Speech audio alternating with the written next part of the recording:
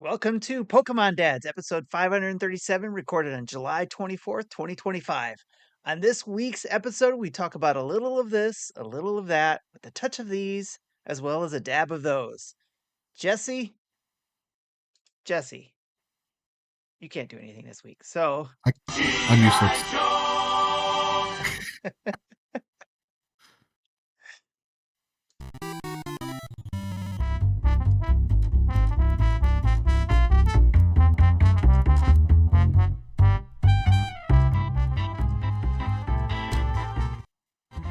go ahead, Marty.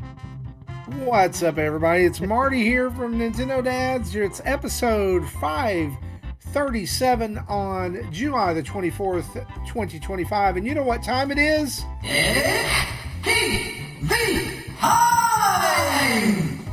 Not actually. It's mainly Nintendo Dads time and also Pokemon time and lots of other time. But hey, it's time to record the show. And we're glad that you're hanging out with us here this week. Unfortunately, Justin cannot be with us, but we are still going to talk about everything Nintendo going on this week. But before we do that, let's go around the horn here, see how everybody's doing. Already referenced Mr. Jesse Waldack. How are you, buddy? I'm doing as good as I can do, I guess. My computer is still out of commission, as you can see. I'm up at my kitchen again on my laptop. So I'm at reduced capacity. So hopefully I'll have that by next week. And you guys were talking about a dumpster fire before. Right,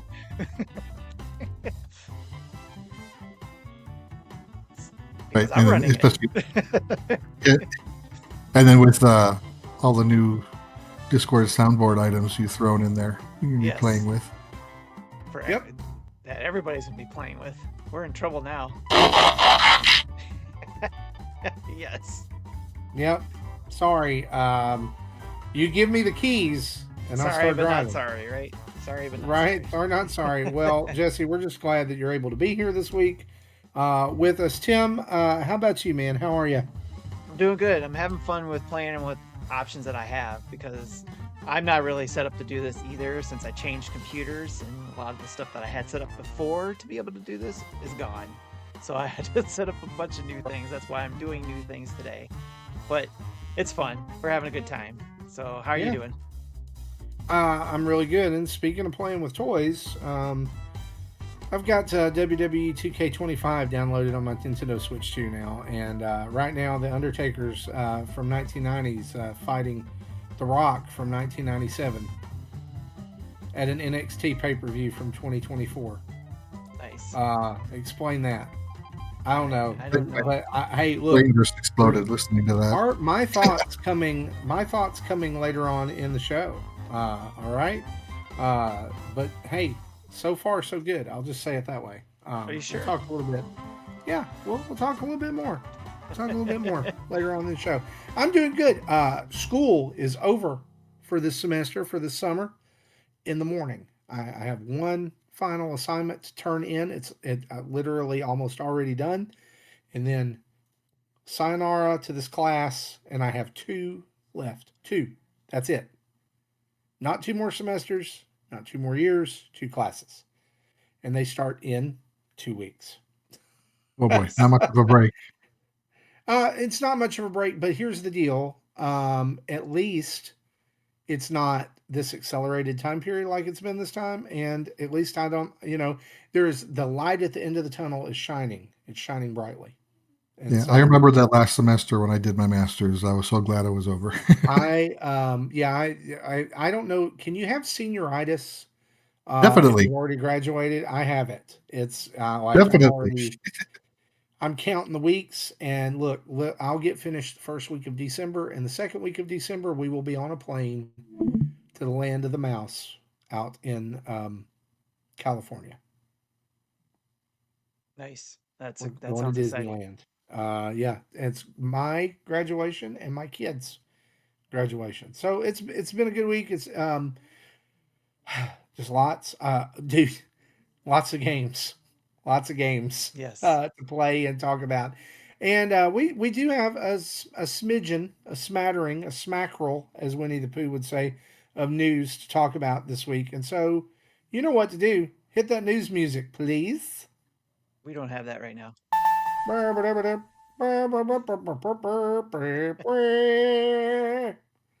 Justin's not here to do it, so I will. Our news each and every week is brought to us by you guys over at patreon.com/Nintendo Dads, where for as little as $1 a month, you get to be a part of the greatest community on the internet. And we're doing big things right now, guys. We're doing big things. Monthly Mayhem has kicked off its very first Nintendo Switch 2 contest, as well as its very first all online competition with the Monthly Mayhem Mario Kart World Bracket. And right now, I won my first week. Tim, did you win your first week? I did. Okay. I did. Have you played your second week yet? Not yet. Me either. I was supposed to do it last night and I forgot. So we're gonna forfeit. I think we're gonna hook up. No, we're not. I'm kidding. I'm not forfeiting this. I'm very worried though about the arbitrary chaos rules that Zablanc has applied to this. That everyone has to play as Donkey Kong this week. I don't know how I feel about that. I'm not a Donkey Kong driver. Last week, my stipulation last week was I could race with any kart, but I had to be either a baby, which was a big no. That was not happening because I hate those stupid babies, or any toad. So I chose the burger toad, and we cleaned up. Nice. We ate and left no crumbs, as the youths would say. So yeah, it's a lot of fun. But anyway, $1, $5, $10, or $30 gets you in the door over there. It's a monthly thing, and if you pay by the year, you get a month free and an added bonus. Now, every member of our patron or friend of the show over there, you get an ad-free feed of the show, which means you don't have to hear Manscaped ads or any ads at all that get inserted throughout this. And so head over to patreon.com/Nintendo Dads. By the way, you don't have to go through the arbitrary website backdoor anymore. Apple has stopped doing all that silliness, and you can do it straight from the app too. So if you have the Patreon app, just search for Nintendo Dads. Boom, there we are, and you can sign up and get all the benefits. And hey, if you're a Twitch, if you're an Amazon Prime member, you have a Twitch subscription each week or each month you can gift, and doing that gets you into our Discord as well. We would love to see you over there. We'd love to talk to you, hang out. It's one of the best places. Awesome. Patreon.com/Nintendo Dads. Let's dive into the news. This week, our biggest news is the Pokemon Presents that aired on July the 22nd, Tuesday, right? Was it Tuesday? No, it was yesterday, wasn't it? Was it Wednesday, yesterday? right? I thought no, it's Tuesday. Was it Tuesday? It's Tuesday. Okay. It's Tuesday, the 22nd. Wow, what happened Wednesday? Nothing.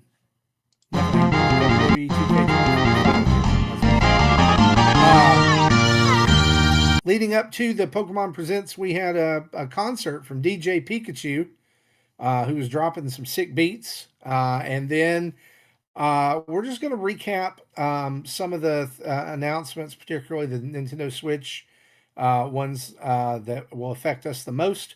And then we'll hit our highlights or lowlights. First and foremost, just some cool things here. Pokemon World Championships are going to take place in Anaheim, California, August 15th through the 17th of this year, featuring games like Scarlet and Violet, the Pokemon trading card game, Pokemon Go, and Pokemon Unite. If you attend, you'll receive a special digital code for Toad School in Pokemon Scarlet and Violet. There will also be a stop-motion animated series, a new one, collaboration between Pokemon and Aardman Animation Studio. Pokemon will be the main characters, and so that will go in addition to all the other shows that are already out. Pokemon Unite's 4th anniversary is coming up. Latios and Latias will join the game, as well as a new battle mode, Electrode Volleyball. And then a brand new game was shown off, brand new puzzle game, Pokemon Friends, and this is now available on Nintendo Switch, iOS, and Android. It was available right after the broadcast, and I believe, correct me if I'm wrong, was a price tag of $9.99. On the in North Switch. America Yeah. on the Switch.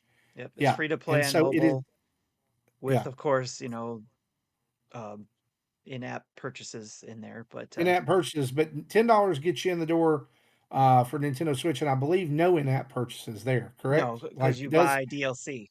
That is, Yep. it'll be DLC you purchase there. There you go. All right. And those are actually more. Uh, Those are 14.99 woo. for each DLC. There's two of them, but you can Yeah. get a Wow. bundle. You can buy the game for $10, and then if you want, you can buy both packs of DLC for um cheaper. I think it was 23.99. I want to say. Few dollars Um, off. and then the bundle, you can get a bundle of the game and the DLCs for 33.99, I believe. Gotcha. Okay. Cool.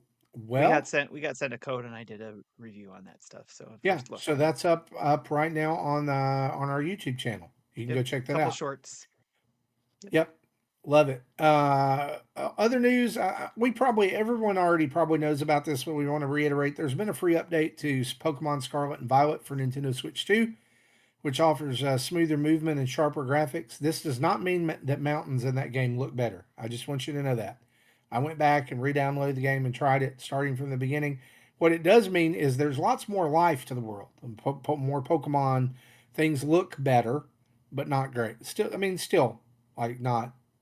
You know, Does it play if you better? thought it plays better, Okay. absolutely, yeah. If you it plays seems to play smoother, Yes. um, less clipping and stuff like that. But it's a pretty big update. A new Terror Raid Battle event series will also begin soon, featuring Shiny Wo Xian, Shiny Xian Pao, Shiny Ting Lu, and Shiny Chi Yu.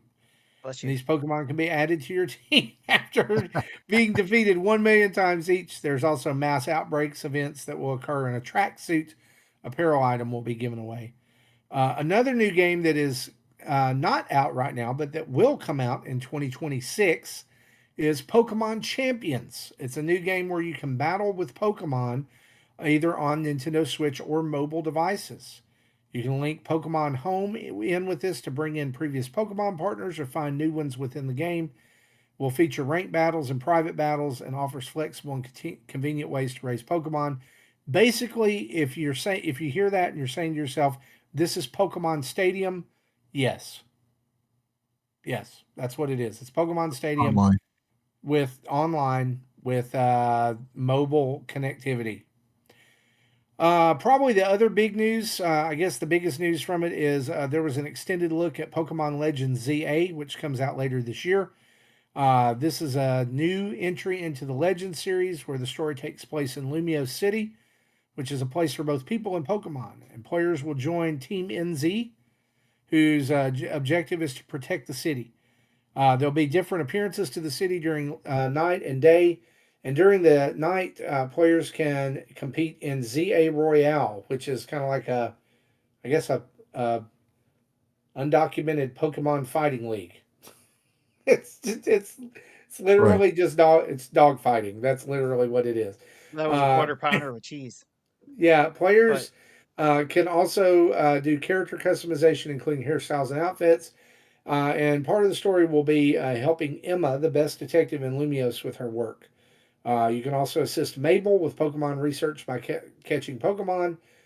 And wild Pokemon, I guess this is part of the story. Wild Pokemon have been mega evolving and going rogue, and players will need to use mega evolutions to battle them. And that led for them to introduce the brand new mega evolution, Mega Dragonite, who was shown off for the first time in that trailer.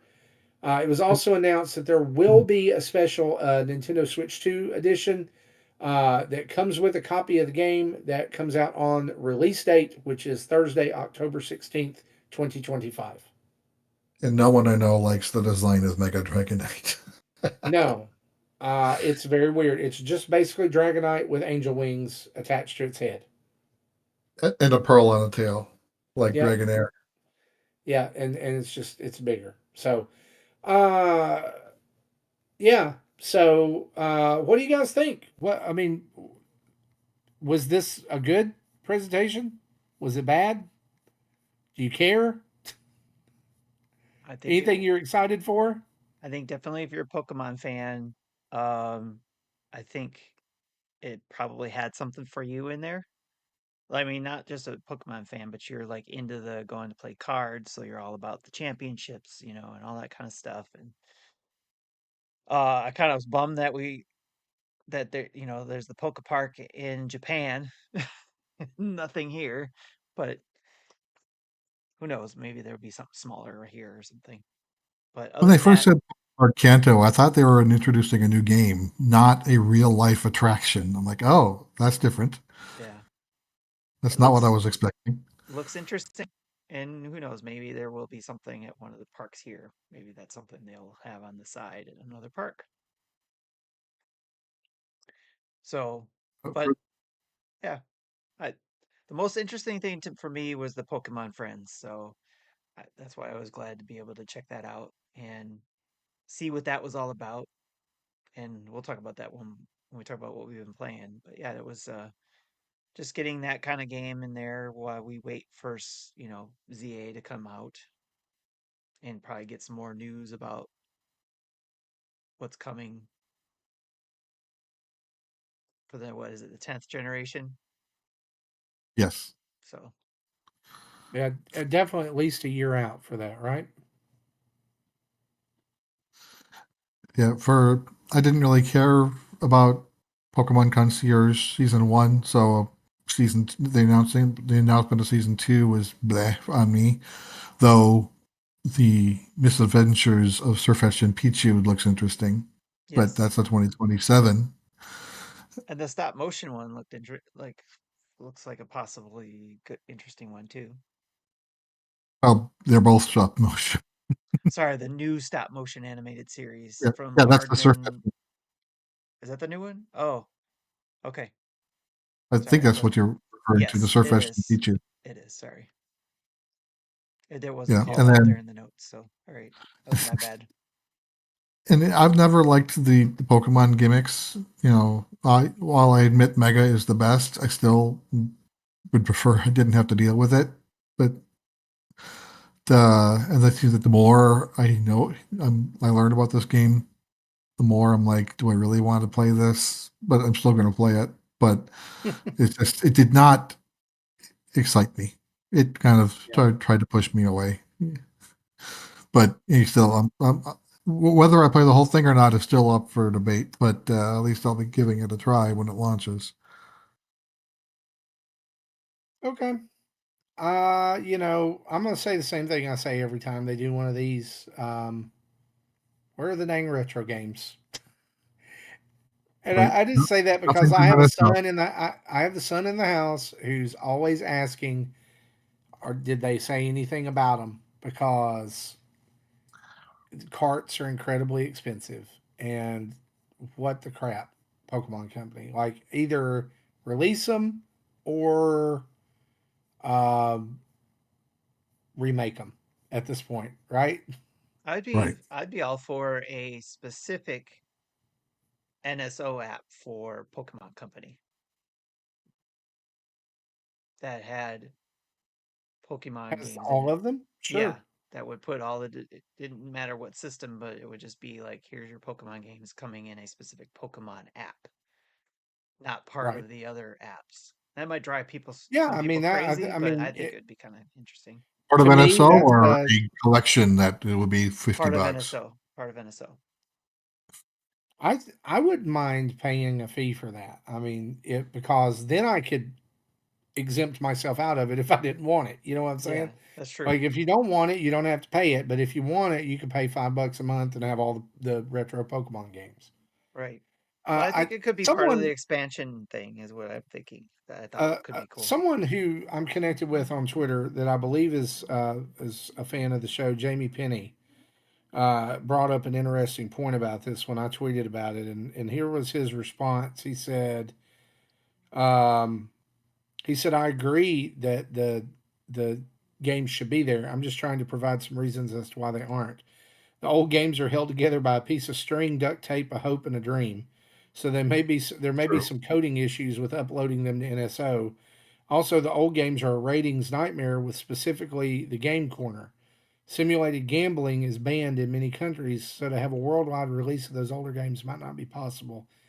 Another reason is the issues with compatibility to Pokemon Home. On the 3DS, there was a specific solution to getting the 3DS Virtual Console games to transfer Pokemon into Pokemon Home, and they haven't figured out the best way to do that yet with the architecture of the Switch and Switch 2. So, I mean, those fair. are valid It is reasons. I likely mean, a factor here. Yeah, I'd but I agree with mean, that. my so on the other hand, my point is just make Let's Go blank. However many times. Like I knew they did Brilliant Diamond and Shining Pearl.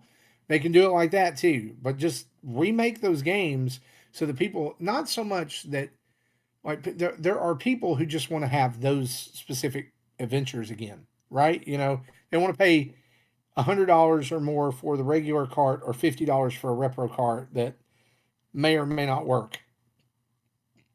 So, it's just it's Yeah, one of I those don't things. know For if they example, remake Gen 2 again, though they've remade Gen 1 like 3 different times. But sure, Gen 5 I think is due, and that's one that I skipped. So if that does come out, I would that's one I would play. definitely. So yeah, that was Pokemon Presents. More news coming out this week. Yesterday, Tim, you asked what was yesterday. Yesterday evening, Nintendo released a commercial, basically, or a video about the Lego Game Boy that is coming out on October 1st. Lego is producing this for $59.99, which I think is an awesome price for this. It's a great price. It Yeah, is it's a less than one 500 bricks.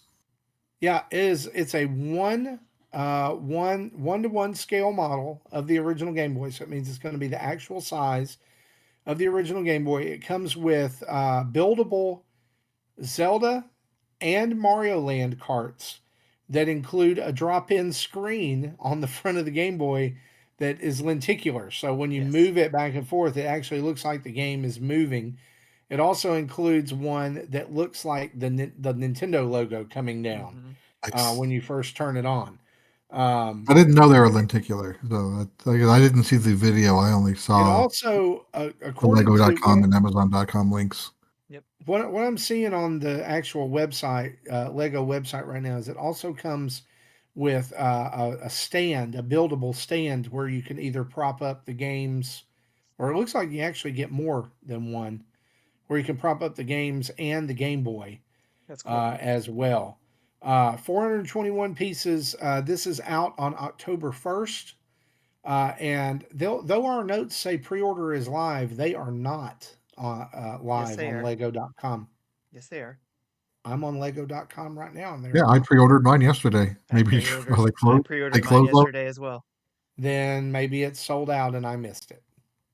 Check Amazon Fantastic. because there's an Amazon Yeah, Amazon was link for selling the it too. same price. But Marty, Yeah, if you can't there'll get be it, more. if you can't get it, let's talk. No, I'm just saying there'll be more. I mean, Yeah. they did. This happened with the. I'm sure the price point was a huge driver Yeah.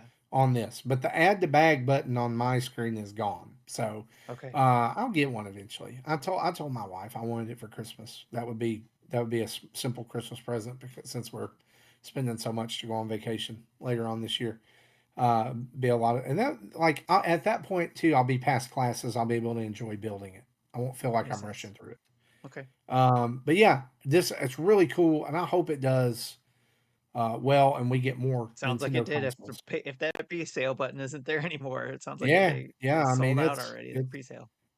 they. I mean, at a $60 price point, it's pretty easy for that to sell out. I think that they definitely, especially with the commercial that they released last night, they pressed the nostalgia button pretty hard. Then Friendo asks, are It there was 4 AA Lego batteries to put in there? no, but if you turn it around, it literally like has you build the battery door on it. It's pretty cool. That's Um, awesome.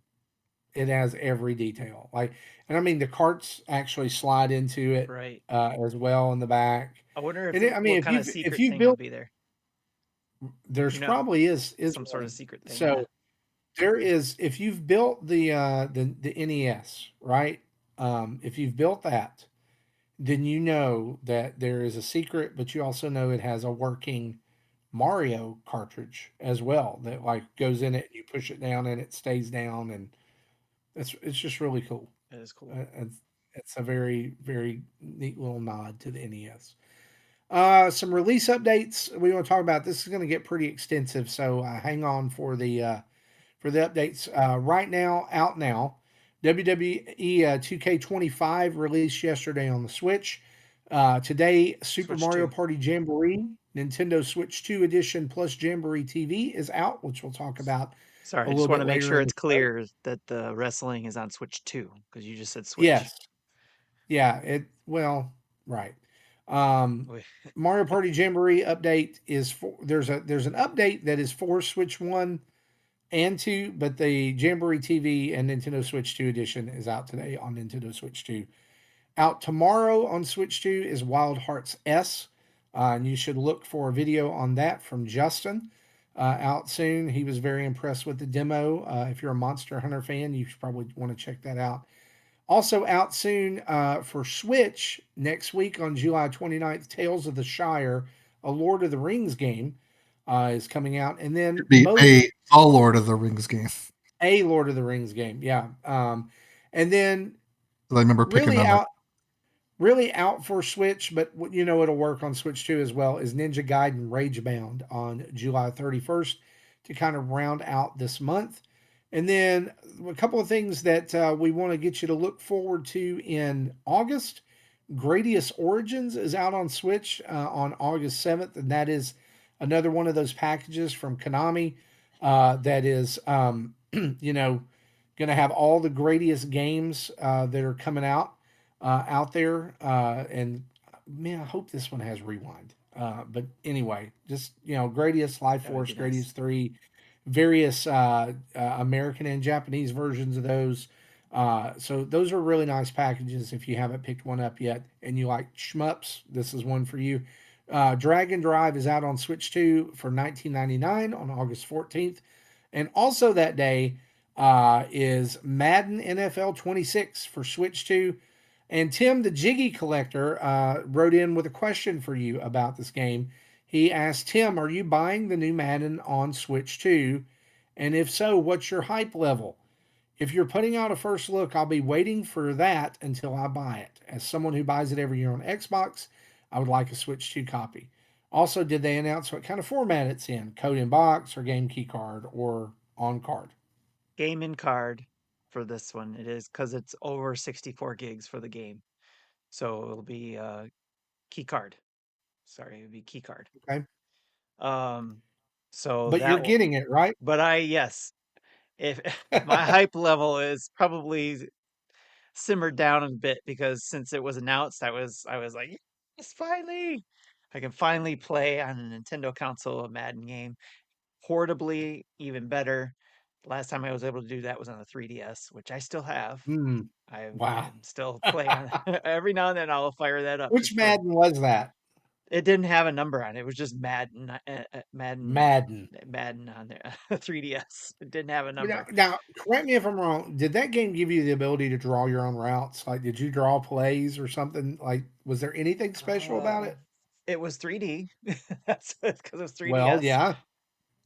You did do stuff on. I don't use it, but there is stuff you are capable of using the the pen. So the touchscreen part. 2011 Yeah. March. Yeah, that's launch. That's Yeah, launch Yeah. it came window. out the same year. Yep. Yep. And Right. So you can they use didn't release any more GameFlow after or that. play. Says you can use GameFlow or play with an arcade version. Yeah. I just jump in and play quick games, so it's like whenever I needed a Madden fix. So, but I'm excited to have Madden NFL 26 on the Switch 2. Super hyped for it, especially when it was announced. I can't wait to be able to play it portably. Um, I will probably be the one doing the first look since I'm probably the only one on the team here that's going to be playing it. We're um, going to let you take that one. yeah. Um, yeah, so yeah, and again it is going to be a key card. meaning that, again, for those who don't know what that is, you get a cartridge, but that is your key to download it. But also, if you ever do want to sell it or trade it, you can do that. Yes. Yes. So that's really cool. That is the advantage of I mean, having I it as a like key that card. feature. I know some people don't think that's Well, and great, some but people collect the boxes too, so right, yeah. a lot of people like having that who's going to be on the box, and then if they're going to get injured that same year, Madden the curse. Madden curse. But yeah, no, I'm Should just stop again, putting I'm people in so the hyped to box. have that. I was gonna, even if it was on a cart, maybe I might have bought it, but I would have downloaded it anyways because I would have been playing Sure. that all the time.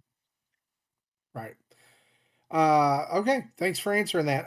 Also, rounding out the month of August, Off is out on the 15th, and I'm looking forward to this game. Shinobi Art of Vengeance is out on August 29th. And then just kind of glancing over the rest of the year, we've got, and no dates. I'm just going to throw these out. Just that keep your eye on these toward the end of the year.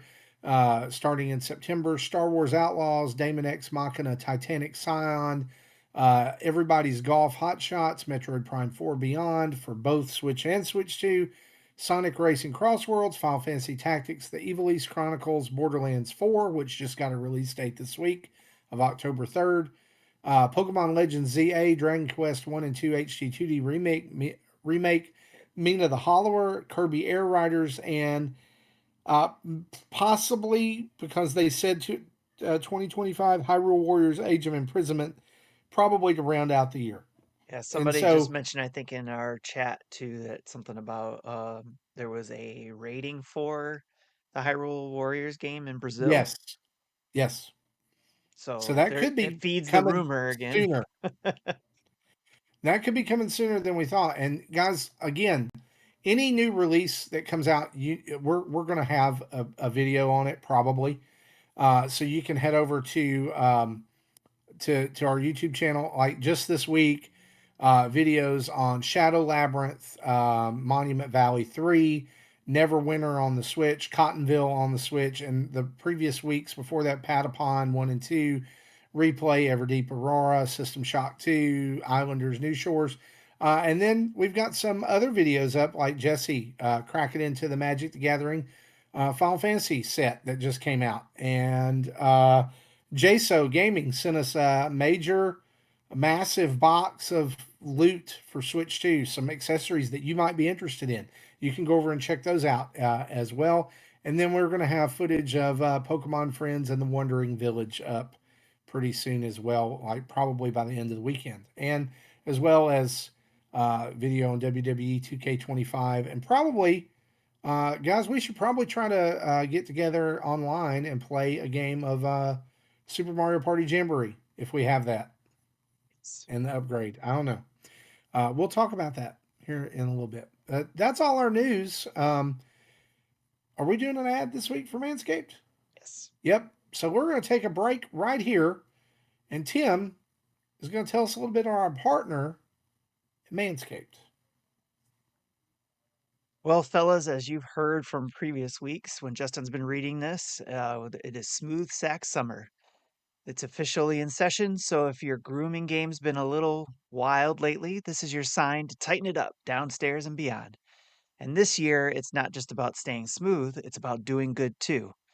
We've teamed up with Manscaped and the Testicular Cancer Society, a registered 501c3 nonprofit organization, to bring awareness to men's health while helping you level up your self care routine. In order to do that, we want you to meet the Manscaped special edition drop that includes the Lawnmower 5.0 Ultra in a fresh purple design, which looks pretty sweet if you haven't looked at it yet. It's an ultra comfy, it comes with ultra comfy TCS Boxers 2.0. But the real reason we're hyped about this bundle is every purchase helps raise awareness for testicular cancer, the most common cancer in men ages 15 to 35. And that's why Manscaped has donated 50,000 to the Testicular Cancer Society, and why I'm proud and we're proud to talk about something that could literally save lives. Routine self-checks matter, early detection matters, and talking about it matters the most. Join the over 12 million men worldwide who trust Manscaped and use our code NINDADS, NINDADS, for 15% off your entire order at manscaped.com. And don't forget, if you go there and you don't have your own lawnmower, to go check out that purple one because it sounds pretty sweet. I've already got one. These gentlemen already have some of their tools. So I don't know if any of us will be getting that purple one. But if you already got one and want purple, you got that choice. Just remember that some of the things that it can do is the trimmer is both cordless and waterproof, making trimming a breeze. It features dual skin safe blade heads, also accompanied by an updated trimmer blade and an interchangeable foil blade for enhanced performance. First, the updated trimmer blade features longer, wider, and rounded teeth that cut through hair with ease. Tough on hair, yet incredibly gentle on the skin. And say goodbye to those endless passes. It's all about getting it right the first time. So, if you want to look good, feel good, and do good, grab the TCS Ball Hero bundle while supplies last. Get 15% off your entire order with the code NINDADS at manscaped.com. Visit manscaped.com/TCS to learn more about how to check yourself or make a donation to @TC Society today to save lives, and balls. Back to you guys.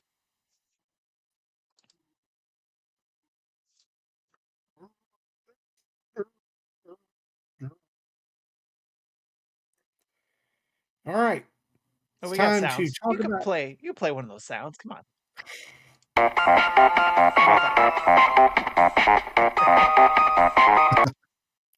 All right.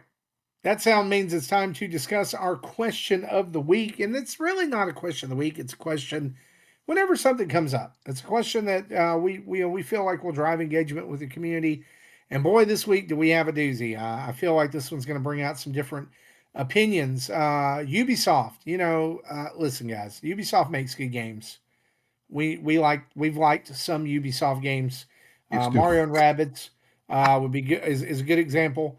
Star Wars Outlaws is pretty good. A few Assassin's Creed games here and there have been good. Rayman's great. But Ubisoft also, in addition to making good games, oftentimes they just stick their foot in their mouth. Like they just can't help themselves. Controversy seems to find them, and this week is no different. Here's the question: Ubisoft stated in a recent report that, quote, monetization offers within premium games makes the player experience more fun by allowing them to personalize their avatars or progress more quickly, end quote. Do you agree or do you disagree? Do you think microtransactions have made the gaming industry better or worse? And so you guys weighed in, and we're going to read some comments here out of the ones that we got. Hoots says Ubisoft is silly, but they probably have a point. Perhaps we just cringe when we hear the words said out loud, and, quote, improve the experience is also not the vocabulary I'd choose. Because the problem with microtransactions isn't the fault of these big companies. The fault is with us, the consumers. Microtransactions are still a thing because consumers are still buying them. If you've ever spent any amount of money on a microtransaction or digital currency, you are encouraging this behavior. And yes, I'm part of the problem. I'm guilty of giving Sakurai a $2 tip for the Smash Brothers fighter costumes that came with music tracks. I'm not happy about it, but I think that guy works hard, so he probably earned it. David Bileka says, I believe if microtransactions are done well, they are good for gaming. Please hold your pitchforks and let me explain. Just kidding. I believe if done similar to Fortnite, where they're purely a cosmetic, non-game altering product that offers customization / options that appeal to the gamer's personal taste, there's nothing wrong with that. I played Fortnite for years, and with that, I've earned free currency I get for just playing. I buy the seasonal pass every couple of months, which unlocks additional outfits. Very rarely will I buy a skin. Only if it appeals to me, but for the literally hundreds of hours I've played, I find it worth it. It does not give an advantage in play. Victoris GX says, I agree with David's sentiment. Warframe is very similar in their philosophy. There are prime, i.e. buffed versions of frames, weapons, and mods that you can either purchase outright or find in relic missions without paying a dime. The only things that stay behind the platinum paywall are certain cosmetics like the Gemini skins inspired by the proto frames in the 1999 story.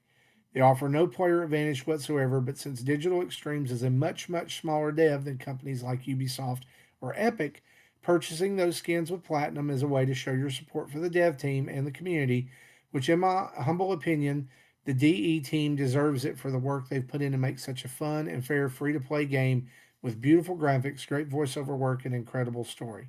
Side note, I plan on buying my first Gemini skin soon, but I can't decide between Arthur or Velmer. Solo says microtransactions to me can be handled well. Having them be purely cosmetic is an easy option in PvP as it helps the game it keeps the gameplay fair for all. If we're talking a live service game, if talking a single player campaign where my progress or gear has no impact on the gameplay, then having them where I have limited game time so I need to make it count and buying items that help me advance faster causes no harm to the industry. In the latter, I'm playing my game my way and choosing how to spend my money and time. Lastly, I don't want to see an industry where half the game's campaign is locked behind microtransactions to where I cherry pick build my game. And then Darth Platypus says it's easy to just say that microtransactions are bad, but I'll agree with others. If handled well, they can add to gaming. I'd agree with others that improving the experience isn't good wording. If I'm paying for a premium game, the experience shouldn't need improvement. So, guys, we've heard from our folks from the community. What say you? Do you agree or disagree with Ubisoft? And what do you think about microtransactions' impact on gaming? I think I've made my point abundantly clear over the years that, but if if they take something away from us that we used to have, only to sell it back to us as an improvement, quote unquote, if microtransactions, they're intentionally making the game worse for the non-monetized player versus how it used to be, just to try to get squeeze money out of them to quote unquote make it better again. So I'm generally not a fan. Of course, I don't play the competitive games, so I really can't say much about. I agree. Fortnite is probably the one that does it right. In But even then, it could be a little. Sometimes it seems a little scummy, but at least it is all cosmetic and doesn't actually give perks in game. Mm, yep. Tim, what about you? My mine is probably closest to how Solo put it, essentially, which is, and probably some of the others like the Fortnite thing. Let me have fun, let me spend the money I want to, how I want to spend it on my character to personalize it for me, but it doesn't affect anything for anybody other than how I look. But if it's a single player game, by all means, if there's something I can do to help, play the way I want to play, I'll spend a little bit more money, or I'll spend that DLC, which I did for um Lost in Random: The Eternal Die. They had DLC Mm-hmm. for costumes, and I bought those. And it did. I think it does add a little perk, or maybe not. Anyways, it was just costumes to add to collect to the closet, and for my character, and it just want something fun. I opted to pay for it, so Right. but as long as they don't go overboard, I guess, or what's the term? I have to spend money in order to get past something. Paywall. Paywall it. Paywall it, yeah. So, or even to be able to beat the game, I have to, I have to be able to spend the money. I can't just spend the time myself on it or whatever. Those type of things, yeah, it's definitely annoying. I think this To like industry, where like certain areas were blocked off if you didn't have a fire type creature. You yeah, couldn't even do whatever's back there, whether it's required or not, doesn't matter. You still needed to have that fire type creature to access it. I Yep. think Good by old this, Skylanders. I think by this time in this industry, we've got to experience what companies have been learning how to utilize this stuff. So I think we got past a certain point to where there's an idea of how to do it right and not be shady about it, but there's still going to be people shady about it. There's still going to be companies shady about it, and that's unfortunate. And we just have to speak with our wallets and not fall for it. Yeah, and I will say that in writing this question for our patrons and others, that I don't know that I phrased it the right way. The original comment was made specifically about single player games. And so I guess you can technically say Fortnite is could be considered a single player game the way a lot of people play it. There is no impact really beyond cosmetic, but I really don't like the idea of being able to advance further in a single player game. Like, you can pay this and start with all these upgraded weapons so you breeze past like the first 25% of the game. I think there like, to me, that takes some of the experience. I mean, like, let me just apply it to just this game. Like, I've been playing through Mega Man 9 because I realized that I don't really ever play that game that much when I'm thinking about go playing back through a Mega Man in the series. That would be like saying, you can pay $4.99 to start with half the Robot Master's weapons already. You still have to beat them, but you get these. Oh, and you get 9 energy tanks as well, right? Which makes it can make a huge difference in your game. But also, and I'm going to say this, and I'm not trying to step on anybody's toes. I don't want to offend anybody. I'm just saying, is like, I guess you have to think about why you play the game. Do you play the game to relax, or do you play the game? Do you want to get better? You get what I'm saying? Like, older generations of us, it's like us growing up. If we wanted to get past a certain part, we couldn't pay a microtransaction. We just had to get good. Um, and I'm not saying that's what people are trying to do. Like, Solo, I agree fundamentally with Solo's comment. Like, it's playing your game your way. But also, why aren't those items more available in the game anyway? And then you could choose to play it your way, just by picking them up, or just by creating them, or crafting them, or finding them in difficult to reach spots. Yeah, like even No, Dragon Quest 3 if you pre-ordered it, you got some extra items for free, but which I think was available to buy as a DLC if you didn't pre-order it, and it gave you some extra perks like one of you got a cat suit which really beefed up one one player's defense. You got a special item that gave you an experience point for every step, and at the lower levels you'll level up pretty fast with that you wouldn't normally have at the start of the game. I get that. While it is optional to use it, you can opt to not equip it, but if it's in your inventory, yeah, why wouldn't you use it really? Yeah, I get that So point of giving you too much at the beginning. There's that yeah, fine line, I used but them when I play through three. yeah, I don't remember specifically what games, but I like buying if I'm going to spend the money to buy the special edition, let's say, and they give you some of those perk weapons that come with it or something, you get like 25% more damage or something like that to, with a weapon that you get. And I want that. That's why that's part of the perk of getting that special edition. Um, Right.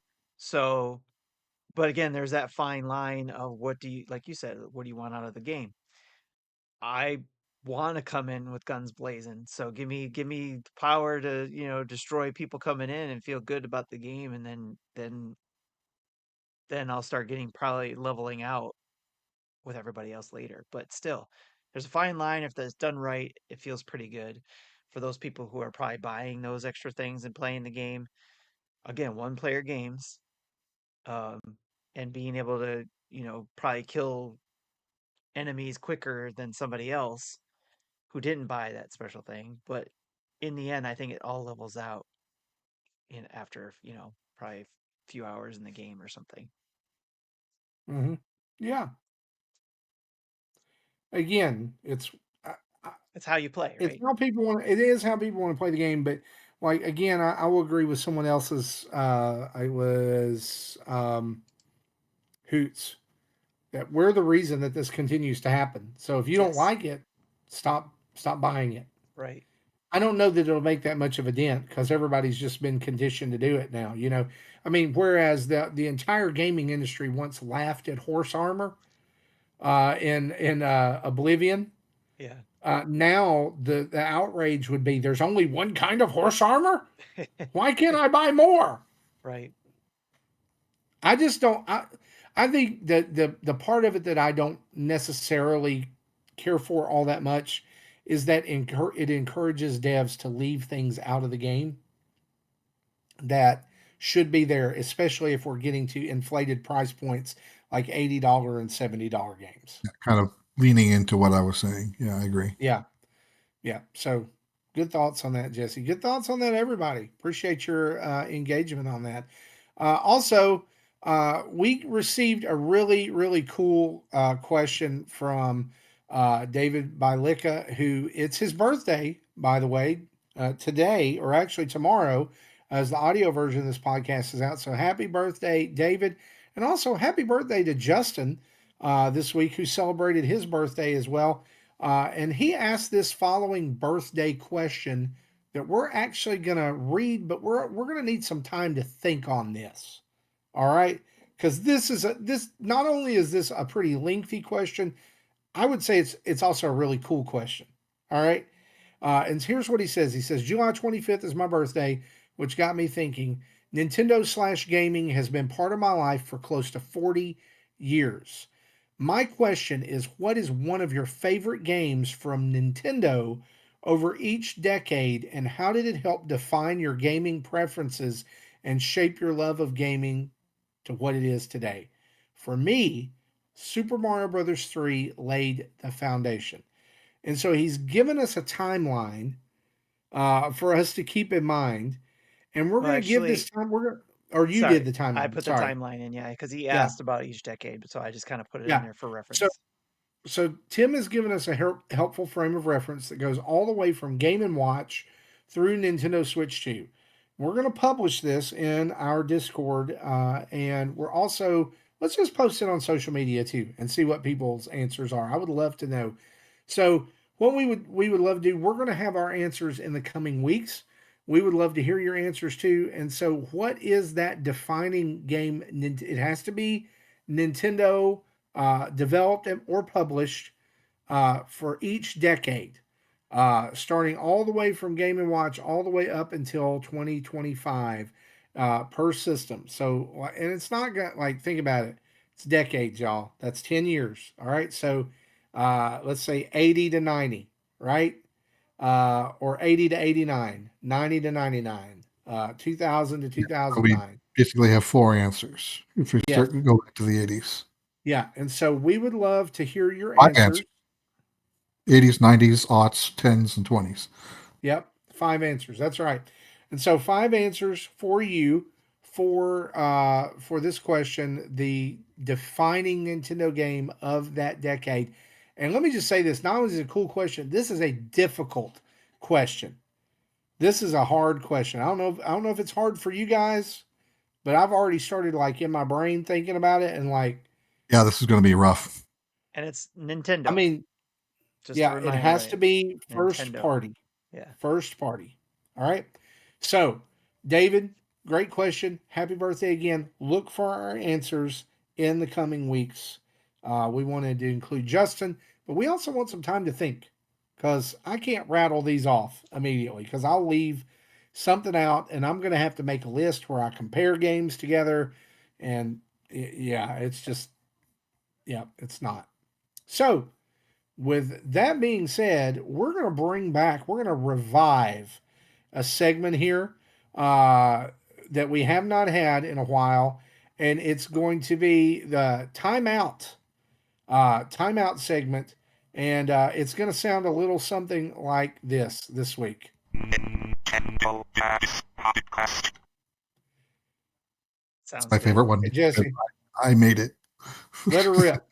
Yeah, so I put this on here. So Oh, because Jesse mentioned it in our Discord, and I thought maybe we could talk a little bit about it, especially since it's been seen a lot more lately, and that's 3D printers.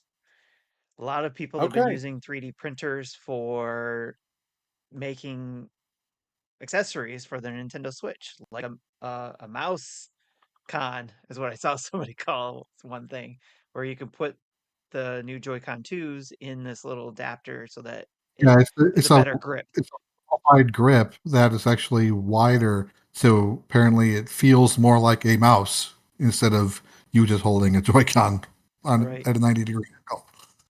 There's a lot of useful things that if you owned your own 3D printer, you can have them made, or if you know somebody that you're willing to pay for their filaments to get them to print something for you. There's, and probably designs too. But yeah, you can get some things made. And Jesse, you were talking about possibly getting one. What do you have in Yeah. mind for wanting to get one So I for? bought one several years ago. It was like a Chinese knockoff of the cheapest thing available, so I only paid like $200 or $300 for it. And the biggest pain in the butt is you have to manually level the bed. That does go off kilter every once in a while, which will mess up your prints, and it's really slow. So I, I told myself that if I ever bought in again, I wanted to get something a hell of a lot better. Something that will self level the bed, something that has multiple extruders, so I can print multiple colors at the same time. And then the one I'm looking at is actually has for each extruder, it's got two extruders, but for each one, it's actually got you load it with 4 different filaments that it can swap out on and pick the color on the fly. So I can have like 8 different colors available, of which 2 of them will be hot and ready to use. And then if it needs to swap out a color, it can swap out a color. The definitely more expensive for that. I forgot the name of it. Let me look it up real quick. It's from Bamboo Lab, BAMBU. I'm looking at the H2D model, which has a base price of $2,000, and with the add-ons I want, be more like $2,600. That's definitely bumping up your 3D printer game there from Yeah. 300 to And this is, you know, my current one is open air, so it can get dust and stuff in there. This one is enclosed, so it helps keep a clean environment during print. nice. You're not going to get dog hair floating in the middle of levels or something. So what you've been eyeing to make? What's on your list of things to make if you get one of those things? I am interested in seeing how that MouseCon prints, and I just seen so many other interesting things that I can't even remember. I just have to Google search. I'll like just go through various. There are websites that basically catalogs them. Yeah. Anytimes the STL file is just free to download. Sometimes the maker will ask for $2 or $5 or $10, depending on the complexity of the build. Because you got to be skillful enough to model them out in the first place. Mhm. So something small little donation like that is not unheard of. Right. Yeah. It's just been a while since I've had the printer out and done anything with it. Uh, the last time I did, which I did print out a bunch of parts, but never really did anything with it back last year when I talked about the Game Boy emulator thing. You can capture Game Boy footage without having to mod your Game Boy. Yes. Never got that working. That's something I want to get back to one day, but I did print out a bunch of parts. Gotcha. Nice. Very cool. Yeah, I'm excited that my wife and I have actually talking about it too, about possibly getting one. So not this year, but just sometime next couple of years we might get one. And I like the idea of being able to print stuff. And I've even seen, like, if you get really good, like people selling stuff on Etsy, but probably too late in the game to do that. Lots of people on there selling their 3D printed stuff on there. Yeah, So and even that person with the MouseCon has an Etsy shop yeah, where you can buy it. I think you can buy a pre-printed one. I think for like $16. Yep. Buy that, or I think you can even buy the plan so you can print it yourself. Yeah. So it's cool stuff. So if anybody out there has 3D printers and you use it, would love to hear about it. And especially if you got experience with some good 3D printers, share your opinions on it, especially if you got a bamboo one or the one that Jesse mentioned that he's getting. Love to hear about that. Or if you have experience with bad 3D printers and you want to Yes, tell them to stay away from one. for sure. Absolutely. Cool. Good stuff. Let's talk about what we've been playing. Don't have that sound, so what? That works. Yeah, Metroid Prime always works. it sure does, right? You know what? I'm gonna go first because I'm gonna buzz through these You really do it. quick, and then we can talk about the ones that are we've been playing together. All right. Okay. So games that I've been playing that nobody else has been playing. Pixel Lines 2. I'm super close to finishing the story for that game, and that's my chill out game. So when I don't have time to play anything else. I'll do a couple of puzzles there. Speaking of puzzles, Monument Valley 3 is out right now on the Switch 2 and Switch, and we got a code for that. And so I did a quick, like first couple of puzzles look at that. And I don't know what to tell you. It's more Monument Valley. I feel like this is a game people either really like or really hate. It's that kind of like puzzle box type in experience where you pull one thing and something opens, or you rotate this and there's a new perspective on the stage and you guide your little character through. What was interesting about this one is like the world of it has been opening up over the last two games, and so like the first one feels really isolated, and then the second one you have this dynamic of a mother and a child that you're playing through the game with, and like there's a part where their paths diverge, and you do some levels, and then you go back and you see like what the child was doing during that time and how they reunited. So it's really pretty cool. And then this one, you're playing a totally different character, and there's like actual dialogue and stuff. There's like a central place, and you're trying to. I don't know. I don't want to spoil it. But I will say these games, if you're interested in them, they're not very long at all. And if you have a mobile device, you could probably play it there too. And it is a little more touch. I will say touch intuitive. I guess it's very much designed to be touched, and you can tell that.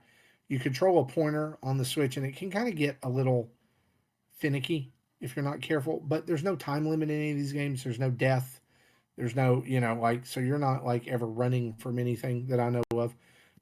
It's just chill and relax, and like I don't even know if this is a category I characterize as is superior vibes. Like the music's chill, the visuals are usually on point. They're very simple, but it's pleasant, pleasing colors, and you just kind of get in and bliss out. I do want to talk about Donkey Kong Bonanza since that's in all of our lists. Um, I'm probably not as far as everybody else is because I'm playing multiple games all at once, and I'm trying to go slow with Donkey Kong, which is probably to my detriment because I feel like I'm going to end up getting spoiled about something eventually. But I made it to the fork in the road, and finally I made it to the fork in the road on Sunday and had to stop playing. I chose the snow level or the frozen level, and that's where I stopped. Like I went in there, I found a banana, and that was it. And so that's where I'm at. Level 4, sub level 400, I think it is. I love this freaking game. Right. It's so good. Oh my gosh. And part of why I'm not as far is that I just keep getting distracted by finding bananas. Right? You're distracted Like by bananas. Yeah, that I'm makes just sense. distracted by finding things in the world. Like I'll Hmm. start going in a direction, and then I'll see something in the sonar scan, or find a treasure chest, or this, oh, there's a path over here, or here's some fractones, and they tell me to find the other four. And it all just melds together very seamlessly. The only gripe that I have about the game, period, is that occasionally I get not disoriented. That makes it sound like it makes me feel bad. I just Like it has a tendency to Right like word. That is the word I would use. get you stuck. And what I mean by that is like, how did I get down here? And what's Yeah, my you path back to where getting I it all am? around. You don't know which way is north again, and Yeah. I did break the game in the factory level. I think that's level 300. It's the one I just finished. I was doing some digging, trying to find the way inside this smokestack that has a impenetrable top, and I'm punching and getting gold and all kinds of stuff. And then all of a sudden, the view just kind of went sideways, and the music kept playing, and I could bring up the map and the pause menu, but Donkey Kong couldn't move, and he wasn't even on the screen. And so I just had to quit the game and start over. you, you fell out of bounds. No, I didn't fall out of bounds. It was like I just like clipped through part of the level, and it didn't like it. So I just made me where I couldn't move anymore, and I disappeared. Oh, man, that is weird. So I didn't You're like done. lose a balloon or anything. It was just like it's time for you to close the game. I didn't get an error message. I didn't get anything. It's like I got stuck between something and I couldn't Yeah. get out, and I couldn't like the right camera, like the right stick wouldn't even move the camera around. So Interesting. I just quit and came back, and boom, I was right there. Um, so yeah, 11 out of 10 bananas. Nice. I'm It's a good ready. bundle. I think I'm ready to say it. It's better than Odyssey. Oh wow. Okay. It's better than Odyssey. What And I makes ain't it even better than finished it yet. Odyssey? Um, so Mario Odyssey, you were kind of, I'll say, like finding the moons. You were kind of given a little bit of direction Hmm. with some hints. This gives you no hints. That there are names for the bananas. I'm not using the map a lot. It just feels real seamless. Like there's no stop point. Like sometimes in Odyssey there would be like, oh, you got this banana and now you have to stop and go back to the hat and go somewhere else, and I guess there are kind of places like that in this, but not, I don't feel like it's as much. Like I feel like they did a much better job of making like the underground feels like one big cohesive world. You're not jumping between planets or zones or whatever, Hmm. like you're not having to fly on the magic hat to get to the next place. It just all feels like one big thing. I do feel like there's some Splatoon influence there in a lot of the enemies.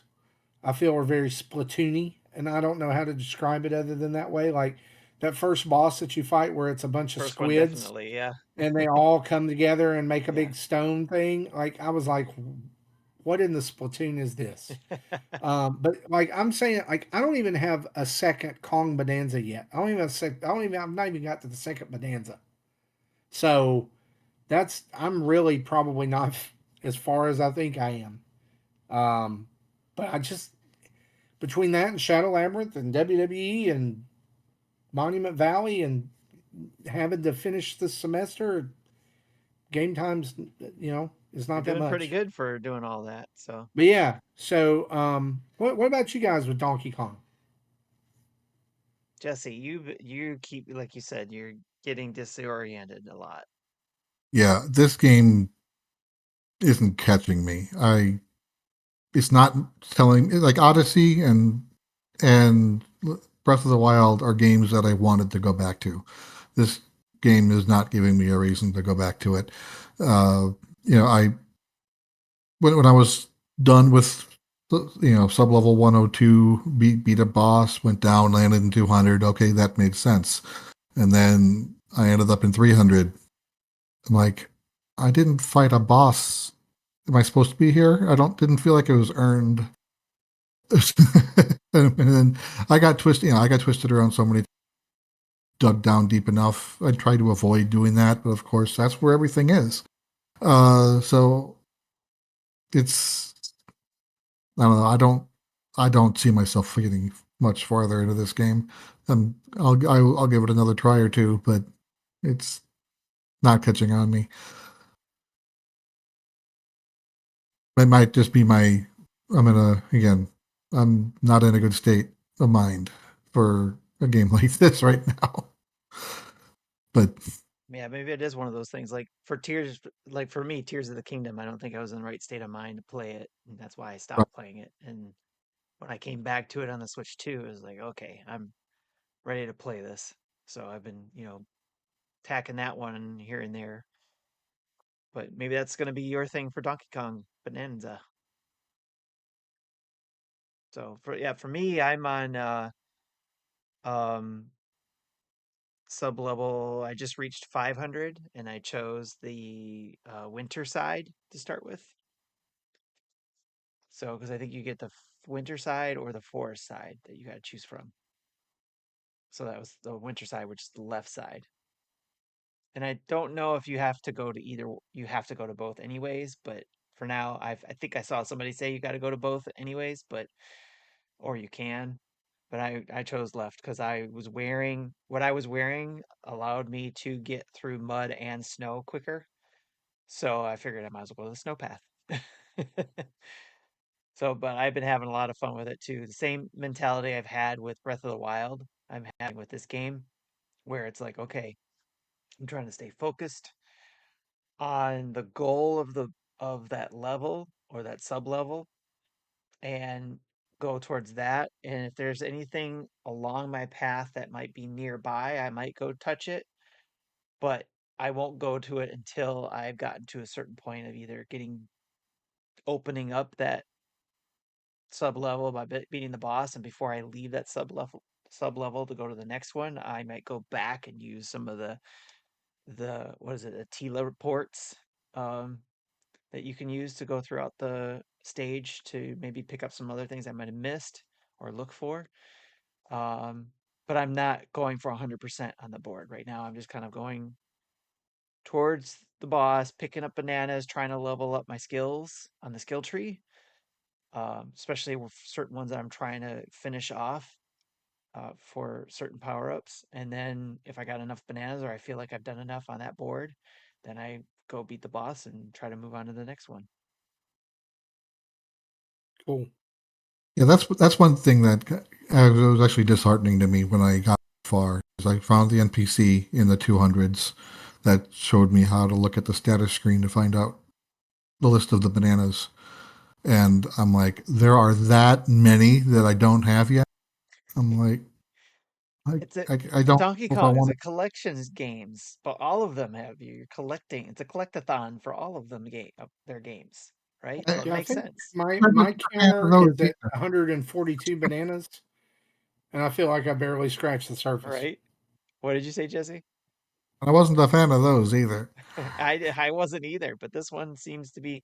I think it's just the whole smashing and like it's like I forget what I called it, but it's like a hack and slash, but I called it something else for something similar Smash and for bash. yeah, smash and bash. So And I haven't played with the outfits yet, but when I ended up in all that mud and couldn't run well, I'm like, I know the game wants me to learn how to pick up a piece of turf and chuck it and ride it, but I didn't like that in Zelda. I'm not going to like it here. it's It's a actually lot easier to it's a lot execute here. easier. Yeah. Yeah. Once I figured it out, got Um, to it, yeah, sure. hey, so let me divert here to a game Jesse and I have been playing as well, and that is Shadow Labyrinth. And I have thoughts about this game. I really Unfortunately, want to like it. I really want to like it, Please understand. but it's very frustrating. I feel like I am running around doing nothing, and whatever little progression I'm making is I feel like is in the wrong direction. This game really needs like your next objective is beep right here. How you get there is up to you. You know, like and the save points are so far apart. I was telling somebody the other day, this is Hollow Knight. It feels a lot like Hollow Knight in the way that those are so far apart. What are you feeling, Jesse? You got to put any more time with Shadow Labyrinth? I already threw in the towel on that. I got, there's a save point in front of a merchant, like really early on in the game, 20 Yep. minutes into the game, maybe 15. And then you go through like 3 or 4 different tunnels and get the new sections of the map, and then it leads you to, if I go north, I end up in an area where I need to climb up on these icy walls with icy wind that'll knock me down. I can't get up there. If I go to the right, I end up at a dead end.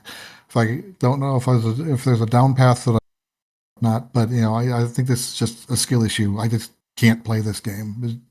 And every time I die and respawn, I don't learn anything new. I just Yeah. get more frustrated. And the it's not. I don't want to say it's slow, but like the controls don't, like, at least for combat, it feels very stiff and unforgiving. And so I'm gonna stick with it. But I looked up a walkthrough the other day to see if I was where I was supposed to be, and I saw that they had 6 health bars, and I only have 4 still. And I was like, well, that might be my problem. Hmm. And so I'm going to go back and try to find some stuff this weekend and just spend some time. I thought I was finding everything. I guess I was not. So we'll see. We'll see what happens. I did find this like stone monument that looked like a Pac-Man maze. And when I went up to it, the puck thing was like, "Yeah, we can't do anything with that right now." And I was like, "You're literally Pac-Man. Just go in there anyway." I mean, he wouldn't have. It was tiny, Maybe it doesn't know it's Pac-Man yet. So I guess at some point you're going to have to play rounds of Pac-Man in the middle of a Metroidvania to I guess the progress. point where if I activate a certain wall, and then these tracks open up where I then move as a mini puck, and it Yeah. maybe make Pac-Man sounds as I traverse. The siren. Woo, woo, woo, woo. You do have to do that, and there's some frustrating parts in having to deal with that. It's just all in the movement. It's Part of the area where I'm stuck, I found pieces of track, but they're not active yet, so I don't know how to activate them. That's probably the way out, but I Yeah. can't find it. Yeah. So the verdict's still out. I mean, like, I think if you like Hollow Knight, you're really going to love this game. But I I do. am frustrated by some things. I've also been playing Mega Man 9, as I mentioned earlier, just because that's one of the few in the whole series that I've not spent a lot of time with. And there's a reason. It's hard as balls. It's they get you like, I don't know why they did this. It's the most baffling decision ever, but they take away your charge shot and the slide. And so you're just back to jump and shoot. That's it. This is back to the 8-bit art style, right? Yes, and it was originally came out on the Xbox 360. Was this And the also Wii. Wii? Yep. So I don't know why they thought it was a good idea to take away like the 2 fundamental gameplay mechanics that they introduced in the mid, like early 90s, and had been there till the mid 2000s. But no, it's cool. And then I do want to spend a couple of minutes talking about WWE 2K25, which is out now on Switch 2. I have not played it extensively because we just got the code for it today.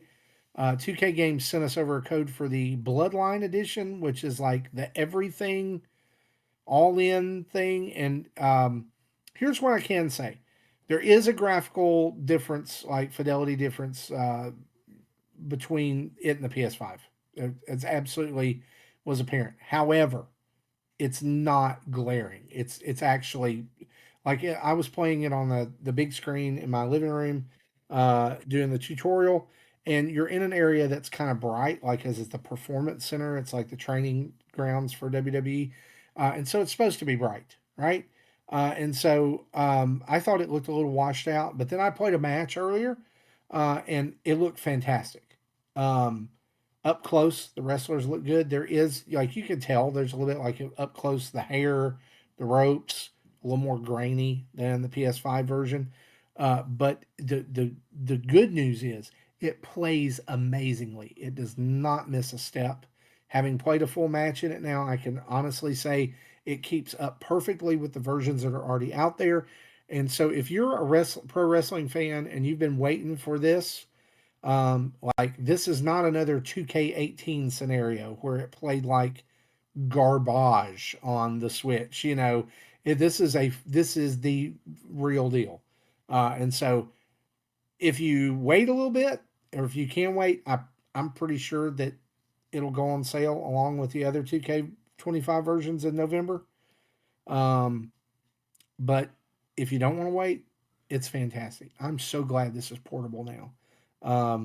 Watch for videos this weekend. I'm going to do some videos of the WrestleMania mode, because I'm just going to get into it while we're talking. The WrestleMania mode in this one is like you're playing matches from the Anoa'i family's um, history throughout the years. So, like, you're playing as like the Head Shrinkers, Yokozuna, Roman Reigns, The Rock, different things like that. But there's points where you can change the outcome of history.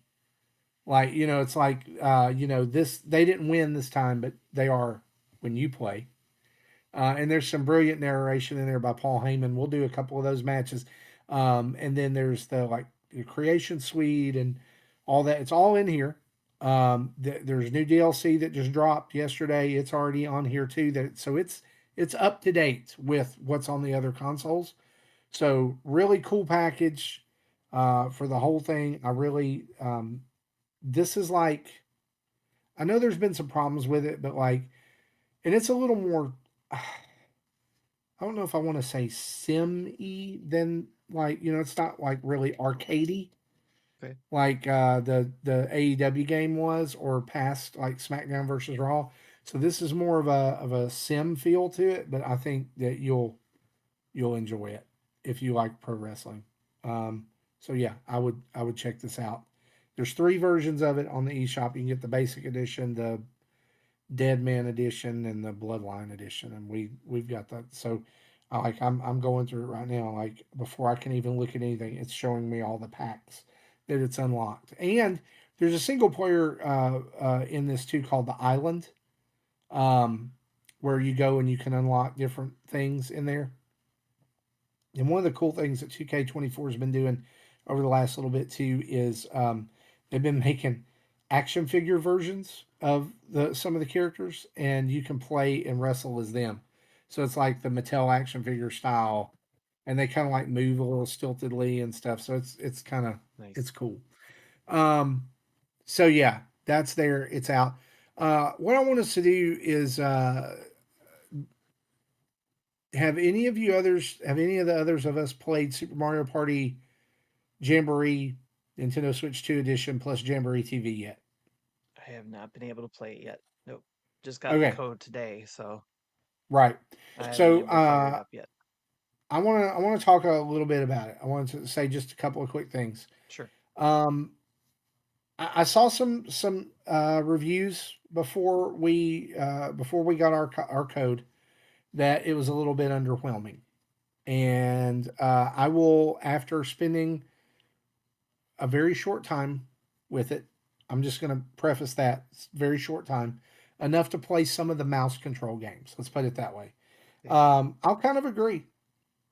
I was expecting a little bit more from something that would be like, I think is it a $20 upgrade? I'm trying to remember. I think it's okay. So $19.99. So the first thing that happens when you go into the game is you're going to see like a new splash screen that's kind of split, like the front of the box that shows off a little bit of art for Jamboree TV, and then you're going to go into a really confusing like start screen. And what I mean by that is, so I'm looking at this right now. It just says Jamboree TV. and around that it says new rules, microphone, mouse, and camera play with little bubbles. All right. And up in the corner it says Nintendo Switch 2. From there, if you click that, that's all you're going to get with that. Okay, you don't get the like the square where you were before or anything like that. If you move to the left, now it says Nintendo Switch up in the corner, not Switch 2, and it says Super Mario Party Jamboree, like, and there's pipes, that each of these things appear above. And it says Mini Game Bay, Boards, Motion Island, and Bowser Challenges. So if you go to the left in the green pipe, you're back to the Switch version of Mario Party Jamboree. If you go to the middle, you're now Jamboree TV. And then if you go to the right to the other yellow pipe, it says Game Share. Okay. And so instead of like just having all of this in one like smooth contained menu, it's like you're almost starting up separate games. Does that make sense? You are. It sounds like. Yeah. 'Cause So if they you go in, separated if it you out go so into you can Jamboree, go yeah, to Switch and keep it that if way, you go especially into if the you. Jamboree TV part, like you have to, there's a loading time, and now you're on a sound stage, and it's like the little Koopa says, "How would you like to play local or whatever?" And you pick your number of people playing, and then it just pops you right in there on a pipe. And I've got this little like gray, outline of a person, and that's me. Then you pick your character, and then on the stage you can pick different things. And this is so the part that's really confusing to me is they're like you can play Mario Party with new rules. Well, but you can't go to the Super Mario Party Jamboree part and just apply those new rules to that old game. You have to go through the Jamboree TV part. And I guess that's so it can include the mouse controls as well. Um, but when I booted it up earlier, I was just wanting to try some mouse games just so I could see how they played. And so I went to Mario Party Jamboree on the side, the first one, because that's where Mini Game Bay is, right? So you would think mouse mini games. Oh no, you have to go into the free play in Jamboree TV to get to your mouse and camera games. Instead of it just kind of being all together. So it's kind of like they found a way to really Nintendo this up. Does that make sense? They overthought. Yeah. So now you can play Mario Party from here, or you have four options once you get into the Jamboree TV: Mario Party, Carnival Coaster, Bowser Live, or Free Play. And you can also turn the talking flower off. And this is an important thing here too, because they're not messing around with you anymore in Mario Party. If you go into a mini game and you're doing the preview, you know how like it teaches you how to play before you play the game. If you don't press the start button, the flower will start talking and saying, Donkey Kong, we're waiting on you. Everybody's waiting on you, Donkey Kong. All we lack to play this game is Donkey Kong. It's like prompting you, like to push the button. They're not messing around. They know what the frustration is, because in our house, it's always like, would you please just press the button so we can play the game? Nobody has fun playing Mario Party here in our house. It's just, but as I'm talking, I'm trying to go into like Mario Party. So here's the weird part about this, right? Is when you go into the Mario Party mode in Jamboree TV, it's the same map that you take the balloon to get in Mario Party Jamboree, which is the Switch version. Does that make sense? I don't think it makes sense. It's like, so now I'm able to choose Mario Party, and I'm able to choose party rules and choose the maps and do all that. It's just a very odd choice for how all this happens, at least to me. It does sound weird. And I will say the mouse games are fun, but I don't know that the mouse games are fun enough to warrant me having bought this add-on pack. Does that, which I didn't. Nintendo sent us a code. Right. And I know this is not a very glowing recommendation of this, but I played them and it did not like by itself. I was just like, yeah, okay. You slide the mouse around, and that's basically what it was. I played the um, there's a like a what do you call the air hockey one, and I played the one where you sort emails, and then I played the stacking game, um, where you stack up toys and try to make it high. And that was, I mean, that was cool because, like, in that one, you actually could rotate those with the mouse. But that also gets kind of awkward because it feels like it should be a rotation, like as you're holding the Joy-Con in the air, like you're rotating a doorknob, but it's not. You're rotating the mouse on the desk or on the thing in front of you. So it has it's kind of counterintuitive. Um, I've also heard that like the Bowser live mode doesn't really work as good as they kind of showcased in the videos, especially like the audio picking up, like the clapping and things. I haven't Yeah. tried that yet. I'm waiting until we can play as a family, which we should be able to do at some point this weekend. But right now, I kind of feel underwhelmed, and I'm kind of like, why didn't they just launch this on launch day of the Switch 2? And it wouldn't have been like this big build up to it, like oh Mario Party, Mario Party, Mario Party, it's coming, it's coming, it's coming. Yeah. Because it does, like if I look at this in light of the upgrades to Zelda and even the free updates for Switch, now I'm kind of like, well, is the Kirby one also going to kind of be underwhelming too? Because if you notice, we've heard zero, zip, zilch about that Kirby one, except like a 3 or 4 second video they posted on their socials this week. Um, there's been nothing. There hasn't I been much imagine about a lot of stuff that they announced too. So I imagine they would be featuring that if they had a direct next week or in early August. Yeah, and that's the rumor, right? That's supposed to be there. So I know I said I was going to go through all that pretty quick. I didn't. I lied. I'm sorry.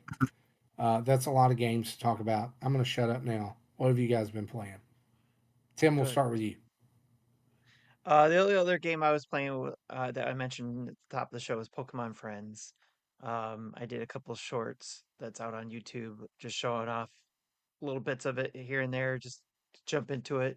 It's a game that you can get on your Switch, like we mentioned, $10, or it's free to play on mobile devices. And of course, if you want more, you pay for it.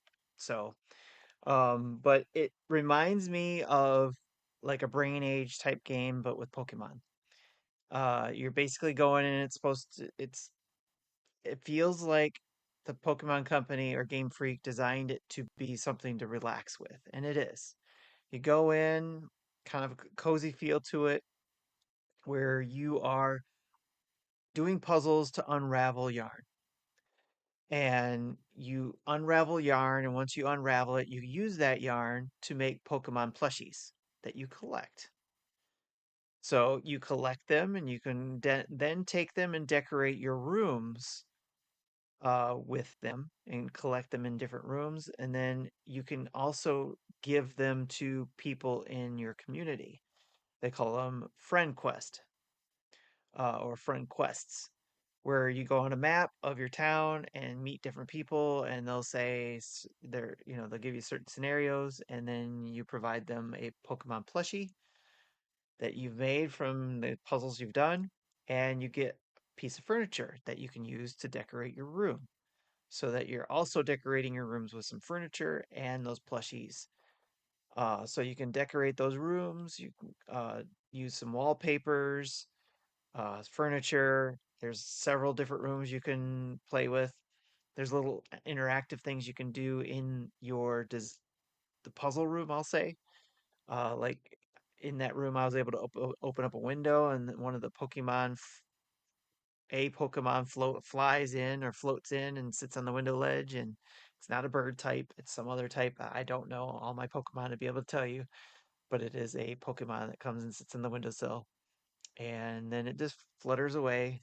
It's which was pretty cool. And then another one, as I was getting ready to sign off uh, on my part two or the second part of the short that I did for the game, there was a spider Pokemon hanging from the wall that I got to poke at, and uses the touchscreen on your Switch because again, it is a mobile app too, and you're using your mobile stuff there. But you can use your controller if you want.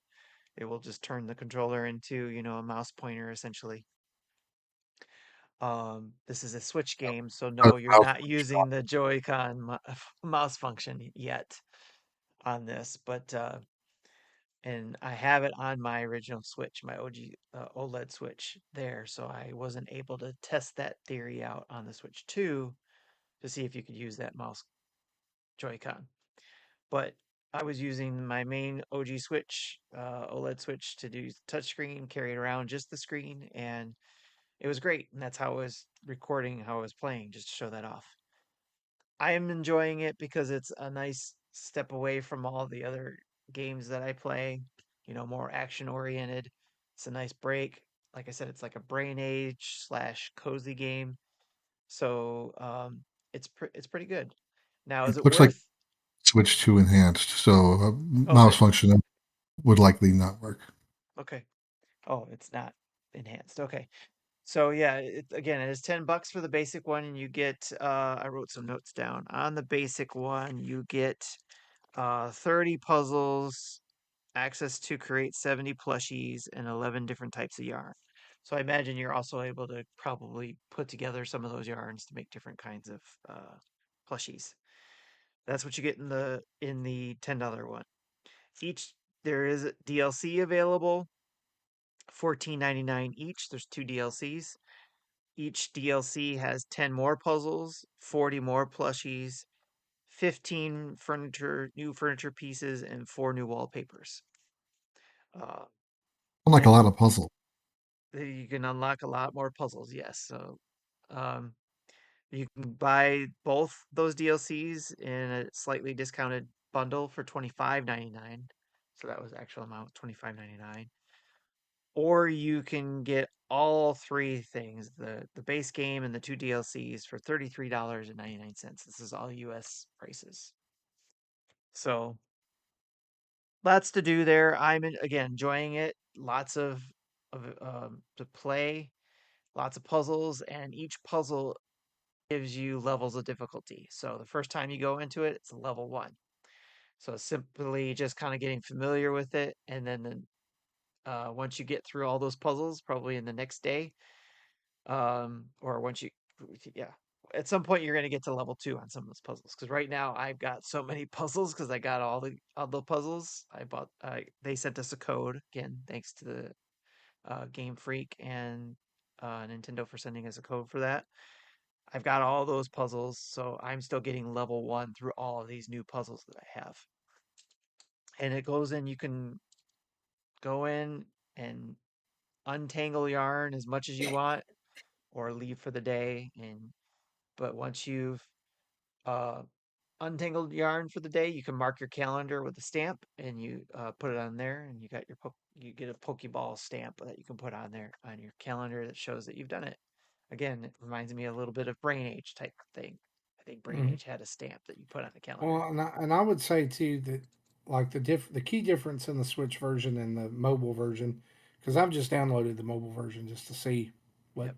That's a free to it play looked like. version. Yep.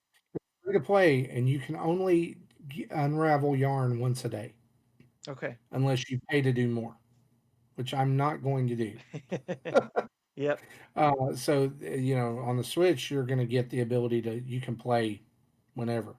Yep. And again, I got the bundle that has everything, so I don't know if there is a limit if you just buy the base game. So there's a possibility of that too. But from what I read, it didn't say anything about limitations. It's just you're going to have access to these many puzzles. So, and then these other things. It looks like this isn't Game Freak. This is developed by Wonderfly and then published by Nintendo. Okay. And then I think Pokemon Company directly published to the mobile. Thanks for clarifying that. So, yep, Nintendo sent us the code, so I'm very grateful for that. Again, I Yeah, do and have then switch to the Switch version. the two shorts out there. They're very, each are 3 minutes long or a little bit shorter than that. Just kind of going over the basics of the first one goes over the basics of the game, and then the second one goes in a little bit more detail of things I've learned. There was one game while trying to play it on the Switch that didn't seem to work very well with the touchscreen on the Switch. I was trying to do the ice sliding game, and it seemed like all I had to do was just slide my finger to make the Pokemon slide on the board, but it wasn't doing that. And then when I tried tapping on it, it wasn't doing anything. So I had something similar come up later where I just turned on my Pro controller and then was able to actually control what was going on the screen with my Pro controller and not with the touchscreen. So I think there's some little nuance there that needs to be fixed. I'm not sure what happens on mobile side, but on the Switch, it didn't have a way to control it with just the touchscreen on a couple of those games. I had to use the controller. But I mean, if you got your Joy Cons attached, then and you're good to go. I actually was testing it without the Joy Cons, so that's why I had to hurry up and scramble and grab my Pro controller. But yeah, that was it. That's between Donkey Kong Bonanza and the Pokemon Friends. That's what I've been playing. Jesse, you got one more? It looks like. Yeah, well, kind of. Okay. This is I put this here as a reminder that I wanted to try to, but I was unable to, which leads to the story I wanted to share. So, because my PC's out, I would normally, well, if I had my PC like normal, I would put my Switch 2 in the dock, play on one screen, and I would listen to YouTube videos on this different screen and kind of do both at the same time. Without that computer, I'm using my big TV in my office to listen to YouTube videos, but I can't do that and play on the Switch 2 at the same time because they're using the same TV. And I didn't want to I could have gotten up and played the Switch 2 handheld, but again, I don't like holding it with this Joy-Con. It's less comfortable. The Switch 2 is less comfortable for me than the Switch 1. It just seems a little bit bulkier. So when I do play it undocked, I normally tabletop it and have the detached Joy-Con. So what I tried to do is play Picross Records of the Shield Hero on my OLED through the virtual game card system.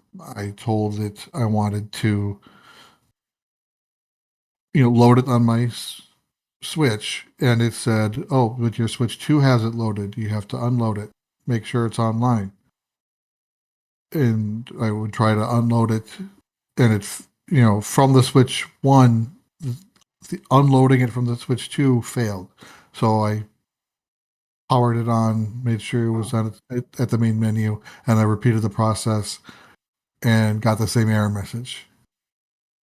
Weird. So I'm like, okay, well, just screw that. I'll deal with this later. So so I don't know if anyone has come across this when trying to tag out virtual game cards from one system to another. This is the first time I've attempted it, and I'm batting 0. Wow. It's weird. Haven't tried to do that yet. Yeah, Tim, you're on mute. I'm gonna have to try this with the Pokemon game because I wanted to try out the virtual card swapping between my two systems, see how that works. So we'll see if I run into an issue there. Hmm. That sucks. Yeah. Well, guys, with that, we have had quite a show this week, and we're going to go ahead and skip our community questions for this week. But before we do that, we are going to turn on the community spotlight and remind you a couple things. Tim, you want to do that, or do you want me to do it? Go for it. You can remind everybody. Yeah, so again, Mario Kart World Mayhem is going on right now. It's an all live competition. Registration is already closed for this. However, as finals get kind of narrowed down, there will be a final race that will stream during the dinner table on August 15th, and $25 will go to the winner with a 25 lotto among finalists. And so those matches are going on right now. Be sure to check your matchups. Be sure to get those in. And don't do a forfeit if you don't have to. Also, as I mentioned, the dinner table is coming up again on August 15th. We would love for you to be a part of that. That is the third Friday of every month. Yes. Second Friday, third Friday of every month here on Discord. 10 And you p.m. have Eastern. to be 10 p.m. Eastern. You must be a member of the community or be in via that Twitch Prime subscription, and you can come and just hang out, play some games. Last month we had a Mario Kart night and had a ton of fun with that, and so maybe we'll do some Super Mario Party or something like that this time. We've done that before.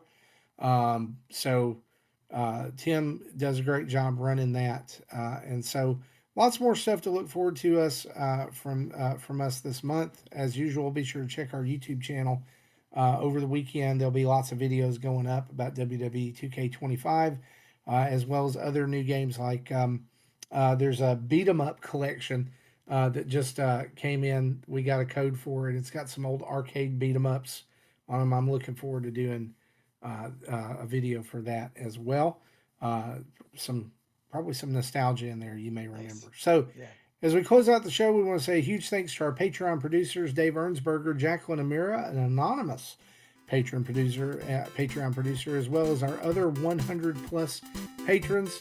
And a special thank you to our 19 Twitch Prime subscribers, nearly 1,500 Twitch followers, and over 8,100 YouTube subscribers. We love you guys. You keep the lights on over here. You keep us going.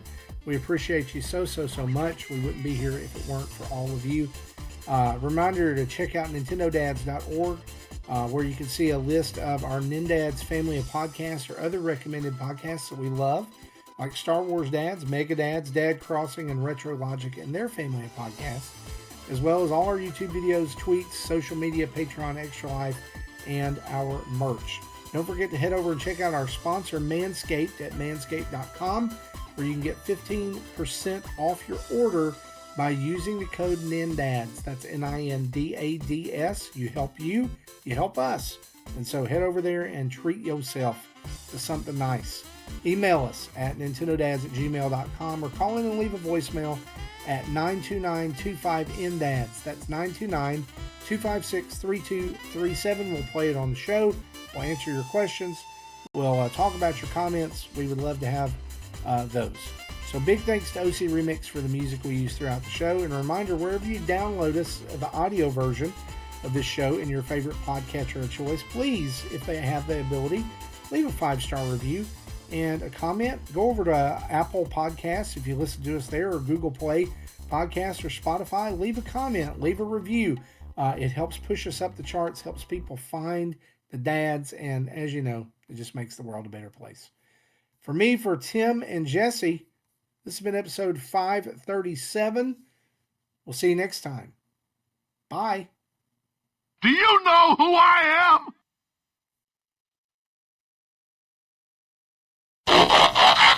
There you go. I was waiting for that one. G.I. Joe!